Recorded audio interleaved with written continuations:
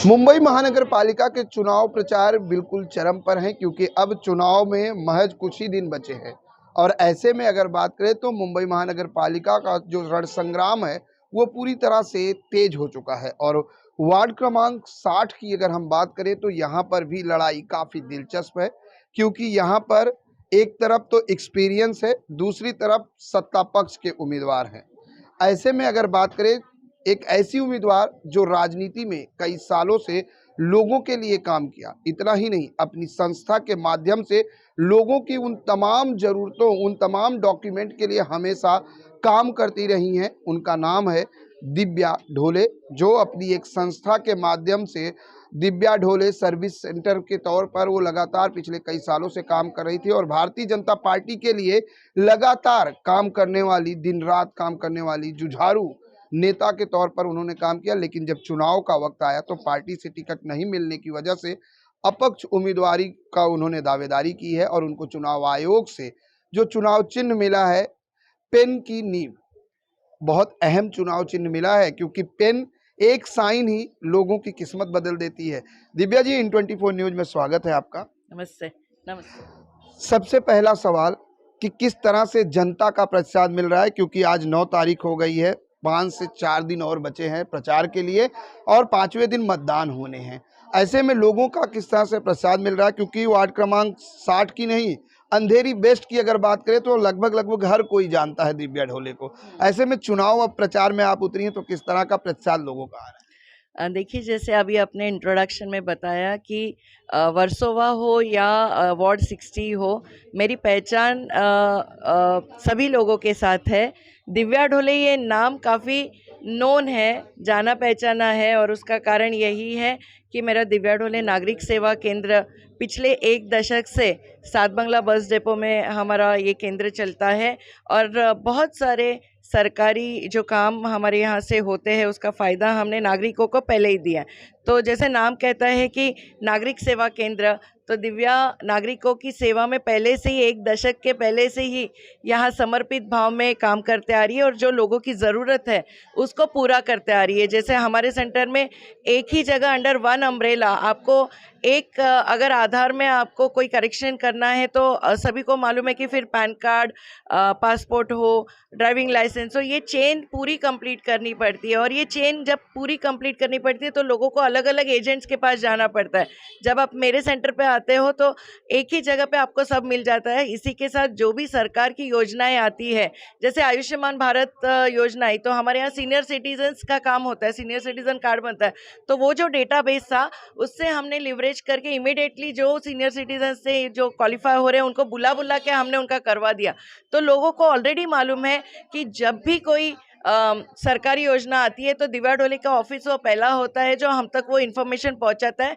और हमारी खासियत ये है कि चुनाव आता है तो हम 2 दिन का कैंप रोड पे नहीं लगाते और दिखाते कि हम आपके लिए काम कर रहे हैं, लेकिन हम निरंतर काम करते हैं, हम कमिटेड काम करते हैं और यही मेरी ताकत है। क्योंकि आज जब मैं दरवाजे पे जा रही हूँ तो जब दरवाज़ा खटखटाती हूँ तो लोग ही बोलते हैं, अरे दिव्या ढोले जी, हम आपके ऑफिस पे पिछले 3 साल से जा रहे, 5 साल से जा रहे, 10 साल पहले हमने आधार किया। तो मेरे लिए तो ये गर्व की बात है कि लोग मुझे पहचानते हैं और मेरे जो भी सर्विसेज हम लोग दे रहे हैं उसको सराह रहे हैं। जिस तरह से अपक्ष उम्मीदवारी के तौर पर आप मैदान में हैं और ऐसे में आपने कहा कि लोग पहचानते, क्योंकि पिछले दशक से आप यहाँ पर 10 वर्षों से काम कर रही हैं, ऐसे में क्या लगता है कि इस बार का जो चुनावी समीकरण है, खासकर वार्ड क्रमांक 60 का, वो किस तरह से दिव्या ढोले के फेवर में दिखाई दे रहा है? क्योंकि पहले दिव्या ढोले को भारतीय जनता पार्टी के एक नेता के तौर पर जाना जाता था और अब दिव्या ढोले अकेले अपने दम पर चुनावी मैदान में हैं। आपको मैं ये बताना चाहती हूँ कि 2003 से जबकि पार्टी विपक्ष में थी उस समय से हम काम करते आ रहे हैं। तो पार्टी जब विपक्ष में होती है तो उसकी विजिबिलिटी कम होती है और वो विजिबिलिटी जितना हम बढ़ाते जाते हैं उतना पार्टी को लोग जानते हैं। तो दिव्या ढोले उन कार्यकर्ताओं में से है जो पहले से मेंबरशिप ड्राइव करते आई है, सब कुछ करते आई हूँ जो क्योंकि मेरा बैकग्राउंड ही sales and marketing management studies वाला है। तो एक मैनेजमेंट स्टडीज़ वाले बंदे को या पोस्ट ग्रेजुएट वाले को मालूम होता है कि टारगेट ऑडियंस तक कैसे जाना होता है। तो लगातार हमने 2003 से लेके 2014 तक का जो समय है वो थोड़ा थोड़ा थोड़ा करके एक बेस बनाया, और उसी के कारण 2014 में अगर आप देखोगे कि वर्सोवा विधानसभा में पहले हर वक्त सिर्फ शिवसेना को ये सीट जाती थी, लेकिन जब गठबंधन टूटा और 2014 में यहाँ से चुनाव हुए तो यहाँ से भाजपा की सीट निकली। तो उसका कोई कारण था, क्योंकि कैंडिडेट भी महायुति का आया था। तो इतने कॉन्फिडेंस से तभी कोई जीतता है जब वो बेस स्ट्रांग होता है। तो ये बेस क्रिएट करने में हमारा भी योगदान बहुत बड़े पैमाने में रहा है, क्योंकि जिस पार्टी का आप अभी नाम ले रहे हो उस पार्टी को लोग पढ़े लिखे लोगों की पार्टी कहलाते हैं, लेकिन वो जो पढ़े लिखे लोगों की पार्टी है उसको ही देख के हम लोगों ने जाके एडुकेटेड क्लास को कनेक्ट करवाया कि दिस इज डिफरेंट।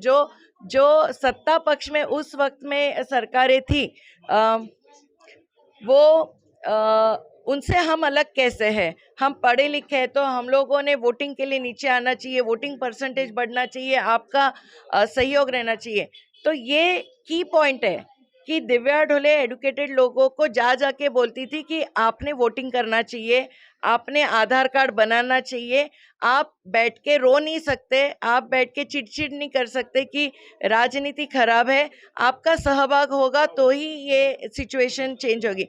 तो मेरे लिए जो हमने उस टाइम का काम किया हुआ है लोगों को कनेक्ट करने का, और जो काम निरंतर, देखिए मैं कोई कॉरपोरेटर नहीं थी, ना मैं कोई विधायक हूँ, ना मैं कोई खासदार हूँ, लेकिन विदाउट एनी लेबल कॉरपोरेटर, आमदार, खासदार, हम वो सारी चीजें कर रहे थे जो उन्होंने करनी चाहिए। लेकिन पार्टी से अलग होकर चुनाव लड़ना, पिछले कई दशकों से आप पार्टी के लिए काम कर रहे हैं, जैसे आपने कहा कि हम लोगों को कनेक्ट किए, ग्रास रूट से आपने काम किया है, वर्सोवा विधानसभा की बात करें, ऐसे समय में अब पार्टी से अलग चुनाव लड़ना, और क्या पार्टी के नेताओं का किसी का कॉल मैसेज आया कि दिव्या जी आप चुनाव मत लड़िए, या कुछ अलग पोस्ट के लिए ऐसा कुछ ऑफर हुआ? देखिए, ये इस टाइम पे ऐसा था कि हमें लगा था क्योंकि हम नेताओं के भाषण सुनते हैं और उसमें लगातार बोला जाता है कि कार्यकर्ताओं ने काम करना चाहिए, लोगों में जिसका मेरिट होगा उसको डेफिनेटली कंसिडर किया जाएगा। तो हम बड़े कॉन्फिडेंट थे, ये एरिया पूरा कॉन्फिडेंट था, और मैं खुद इंटरव्यूज़ में गई थी जो हमारे पक्ष के होते हैं कि अगर मेरिट पे होने वाला होगा तो no one can beat me here. इतना सारा काम जो एग्जिस्टिंग, यानी अगर आपकी छवि एक काम करने वाली व्यक्ति, और सिर्फ बोलना नहीं, ये सेंटर्स या एनजीओ मेरा चलाना हो, कोरोना में हज़ारों लोगों तक पहुंचना हो, या बीएमसी, एसआरए, माडा, यहाँ पे जाके लोगों के प्रॉब्लम सॉल्व करके लाने का, तो ये पैकेज पूरा जो था वो दिव्या ढोले करते आ रही है। तो ऐसा कोई भी पॉइंटर नहीं था जिससे हमको लग रहा था कि हमारा नाम नहीं आएगा। तो ये मेरे लिए भी शौक था, और सारे कार्यकर्ता जो हमारे हैं लोग का है। तो वजह क्या मानती है कि नाम क्यों कटा?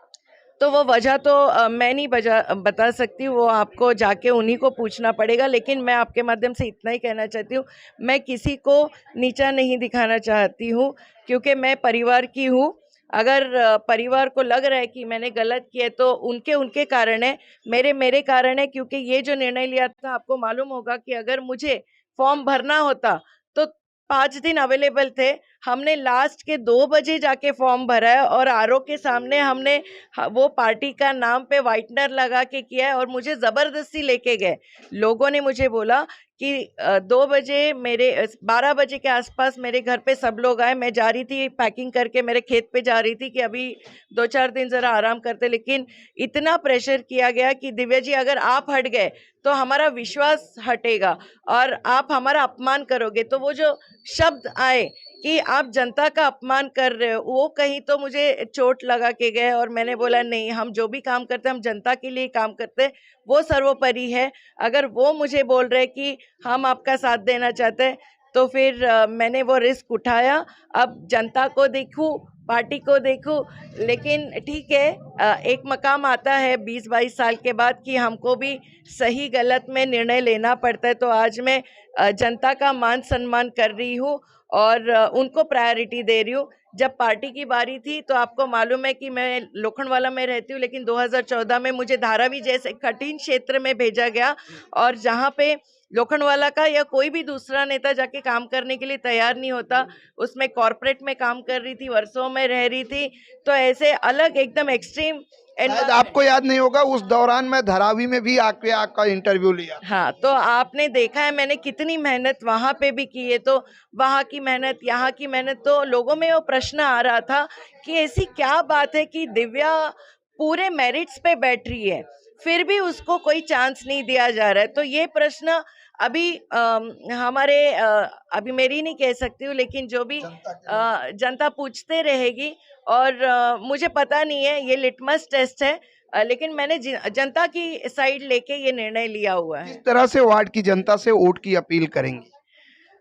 मैं इतना ही कहूंगी कि एक प्रामाणिक कार्यकर्ता, एक महिला कार्यकर्ता आप सभी के बीच में लड़ने जा रही है, और मैं अपक्ष हूँ। मेरी निशानी है पेन की नीब, और मैं शिक्षित वर्ग को रिप्रेजेंट कर रही हूँ। एक महिला अकेली जब होती है और वो एक निर्णय लेती है अपक्ष खड़े रहने का, तो आप सभी लोगों ने उसकी हिम्मत की दाद देनी चाहिए कि मैं जनता के साइड से खड़ी हूँ। और ये आह्वान ज़रूर करूँगी कि मेरी जानकारी आप गूगल पे डाल के देख सकते हैं, या आपके बिल्डिंग में या कहीं भी आप तक मेरी इन्फॉर्मेशन, मेरा प्रोफाइल पहुंच रहा होगा। तो जितने हम कैंडिडेट वार्ड क्रमांक 60 में हैं, उनको काम के मेरिट पे आप कंपेयर करिए। इमोशनल अटैचमेंट और प्रैक्टिकल अटैचमेंट, इसके बीच में आपको देखना है कि आपको किसकी चॉइस करनी है, प्रैक्टिकल वर्क वाली या अपीजमेंट वाली। मैं निर्णय जनता पे छोड़ रही हूँ। हमारी जनता यहाँ पे बहुत ही शिक्षित है, कॉर्पोरेट जगत की है, मैं भी उनमें से ही एक हूँ। तो मुझे लगता है कि सोच समझ के लोखंडवाला की, स्वामी समर्थ नगर की जनता इस वक्त अपना मतदान करेगी। आप मुझे मतदान करें। दिव्या ढोले नंबर 6 पे हूँ बैलेट पेपर पे, और मेरा सिंबल है पेन की नीब। एजुकेटेड क्लास को रिप्रेजेंट करती हूँ। धन्यवाद। धन्यवाद हमसे बात करने के लिए। ये थी दिव्या ढोले जी, जो निर्दलीय उम्मीदवारी के तौर पर ताल ठोकी हैं, और उन्होंने बहुत बड़ी बात की कि एक महिला जब अकेले मैदान में उतरी है और कुछ करने के लिए, समाज के लिए करना चाहती, तो उसका साथ सभी को देना चाहिए। कैमरामैन FS पटेल के साथ प्रदीप शर्मा, IN24 न्यूज, मुंबई।